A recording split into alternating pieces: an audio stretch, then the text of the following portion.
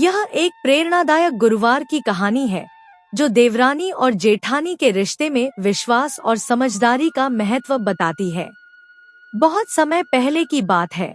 एक छोटे से गांव में एक परिवार रहता था। इस परिवार में एक देवरानी और एक जेठानी थी। देवरानी का नाम सीमा था और जेठानी का नाम सुमन। सीमा एक नई बहू थी जो शादी के बाद अपने ससुराल आई थी। सुमन, जो कि घर की बड़ी बहू थी, एक समझदार और परिपक्व महिला थी। दोनों के बीच की शुरुआत थोड़ी कठिन थी क्योंकि सीमा को सुमन की थोड़ी सख्त स्वभाव और नियमों से परेशानी होती थी। हर गुरुवार को घर में विशेष पूजा होती थी और पूरे परिवार को उसमें सम्मिलित होना होता था। सीमा को पूजा पाठ का अनुभव नहीं था, जबकि सुमन ने इसे हमेशा गंभीरता से निभाया था। सीमा ने एक दिन सुमन से पूछा, दीदी, क्या हम कुछ नए तरीके से पूजा कर सकते हैं? मुझे लगता है यह बहुत लंबा और उबाऊ होता है। सुमन मुस्कुराते हुए बोली, देखो, पूजा का उद्देश्य सिर्फ समय बिताना नहीं, बल्कि भगवान से आशीर्वाद प्राप्त करना है। अगर तुम सच्चे मन से पूजा करो तो यह बोझ नहीं, बल्कि सुख और शांति का रास्ता बनेगा।